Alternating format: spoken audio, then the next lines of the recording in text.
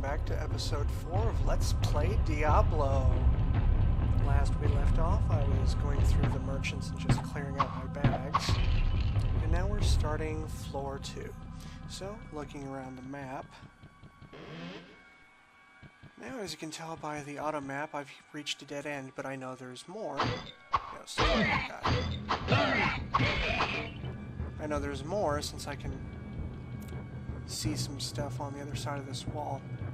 Now, first thing I want to point out, while I was recording this, I noticed that when I hover over an enemy, you can see a little bit of information on the enemy. If I see an enemy with 0 kills, or kills 0, it means that I've never faced the enemy before, and it's going to be harder than the enemies I've fought so far. And as I was going through here, I noticed more information being added to enemies I've already faced, such as including the hit point range, since I'd finally gone through every possible combination, I'm guessing, of damage to death. Ooh. Is that a blue thing? Alright, so you see the Devilkin there. I've only killed one before, and he's kind of kicking my ass, so heal up. And once I get a spare moment, I'm going to get that blue piece of armor and check that out. Something you're going to see me do that I didn't do much in floor 1 is duck into a room and then head right back out to avoid a clusterfuck of enemies. Now, I leveled up. I'm not going to do what you'd think I'm going to do. I'm actually going to raise my magic.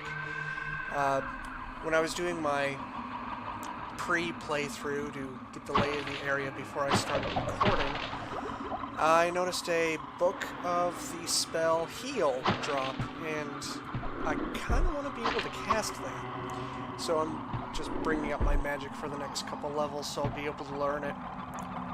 Now, as I said, you're going to notice me dive in and then run back out and try to get some enemies to follow me.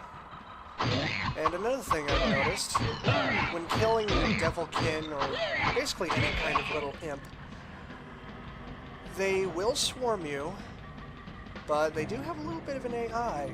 When they see you kill something, they will scatter for a few seconds.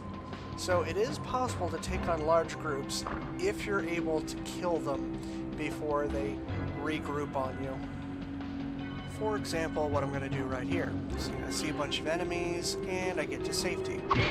In my first time through this level, I tried to just rush it, and that was my first death. I kind of didn't want to repeat that, because deaths are kind of a bitch. I probably will die at some point later on in the Let's Play. Not this Let's Play, but in the series. And I'll show you exactly what happens when you die. But the long story short, you have to run back to your body naked and reach that point in order to get your gear back. And if you died in a huge crowd, that can be harder than it seems. Anyway, I feel like I'm forgetting something. Oh yeah, I had this magical thing. Using a scroll of Identify, which I mentioned earlier, lets you discover the properties of magic items, and therefore wear them effectively. I have a pretty nice chest piece now. There is a downside, and I can't remember which Let's Play will show it, but I do pick up a cursed item either near the midpoint or near the end of this video. This floor was pretty long, so I'm only going to be showing the first half, thus being part 1. The second part's going to be the second half of clearing this floor. But for now, continuing on my tradition of reading the class descriptions from the manual, this episode is going to be focused on the road. Just as a side note, I kind of remember while playing this back in late 1990s that I think I used to call the rogue a Valkyrie because of how much I used to play Gauntlet and Gauntlet 2. And because of the way the class plays. Nowadays, I still can't call this thing a rogue after playing World of Warcraft so much, but let's find out exactly why while I read the description of the Diablo League. The Sisters of the Sightless Eye are a loosely organized guild shrouded in mystery amongst the peoples of the West. These highly skilled archers employ ancient Eastern philosophies that develop their inner sight, that they use both in combat and to circumvent dangerous traps that they may encounter. Known only as wandering rogues in the West, these sisters conceal their secret affiliation by posing as simple travelers. Many pompous fools have made the mistake of underestimating these steel-nerved women in combat and paying a terrible price for their vanity. So, two things of note. One, this lets out that their class ability is to detect traps, which, as a warrior, my ability is to shrug them off. And the second thing, I'm never gonna fuck with a chick wielding a bow and arrow. Ever. I don't care if she can't use it. I'm not gonna risk it. I don't know what these other travelers are thinking challenging a woman carrying a weapon. But that's just me. Now, I should be coming up on a very special room that you're going to notice. First off, I'm leveling up though. Let me clear out these guys and I'll assign some points. Ah, more guys. Stupid little imps. Let me get away from these guys. Now, the book to learn heal costs 17 magic, so let me pump up to 17 there and get my dex up. Clear out some more little guys. I saw a little bit of the corner of the room, and I'm going to point it out once I get back there. Continuing on. The strange events transpiring in Honduras have caught the attention of many of these rogues. They have come from as far as the eastern dunes to test their skills against the dark evil that is said to be lurking in Tristram. It is also believed that untold riches await to be discovered among the ruins of the Horadrim Monastery, which I'm looting now. And let me get closer to this room, which looks very evil. Those of you playing at home could probably guess this is the room of the Butcher, for which I have a quest. And, ooh, what's this on the minimap? Ah, these stairs down to floor 3. Yes, I finally found them. Awesome. I'm not going to be using them yet, because I'm not done with this floor. Ow, that hurt. Now, something that was fortunately carried over to most of Blizzard's Diablo and World of Warcraft is the random rare mobs. They are to be feared more than regular enemies. But fortunately, this one is an imp with a pack of imps, and for some reason the rare has the same personality quirk of running away anytime anything dies.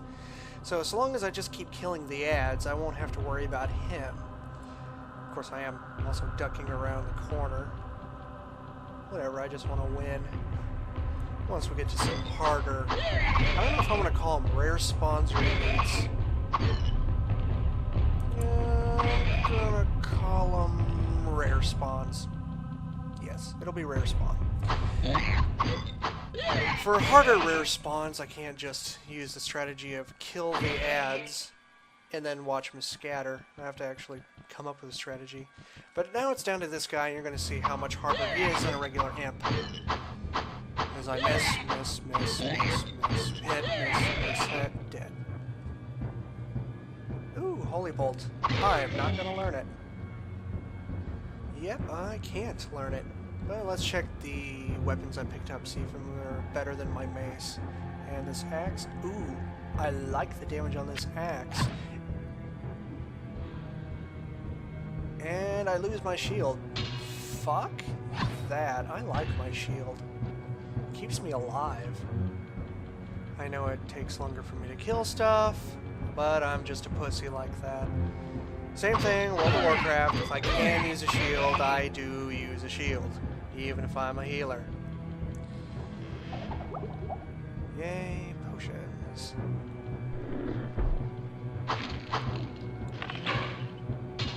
Clank. Just like that. See, if I didn't have my shield, I'd have got hit by that arrow. And I heard the clank again. Oh, a little bit of strategy with these archers. They like to run away a lot, so if you find a group of them, one that you're targeting runs away, just switch targets, hit a different one that's still standing there. That's about the only advice I can give for those. And keep the imps scattered. Really, this level's not difficult so much as much larger than floor 1. I know it may seem like I was bashing the game saying it was just 16 floors straight down, but the levels do at least mix things up a little and do get bigger. So each floor takes longer, to complete. Which, if you're likely to get bored easily, that's a lot of archers, this isn't really for you. Since it's going to be a lot of the same enemies over and over again, a lot of the same architecture over and over again, just in new locations. And now that I've cleared this out, heading back to where I was before, and continuing the story. Although not as powerful in close combat as the warrior, the rogue is the undisputed master of the bow. A skilled sister can send a stream of arrows at an opponent, each fired with a seemingly careless precision.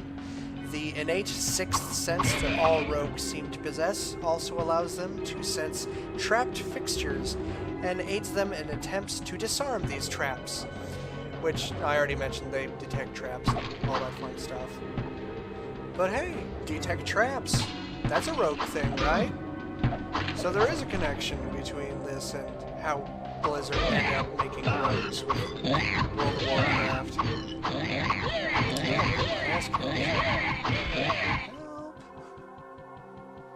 Help. God. I'm running out of time for this episode, so once I have these guys cleared out, I'm going to cut this off. The rest of this floor will be saved for my next video. Okay, I should be down to the last two. Last one. Yeah, there it is. And as a parting gift, let's look at how Blizzard's Archer class ended up.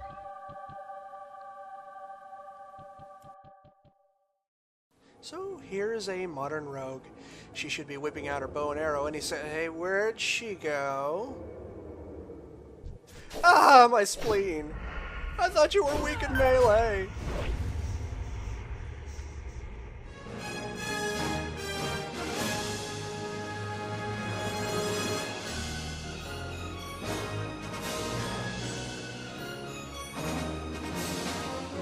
I am giddy, I am tingling to see this throng, this horde before me. Those of you who are tightly gripping your heraldric staff, please raise your voices.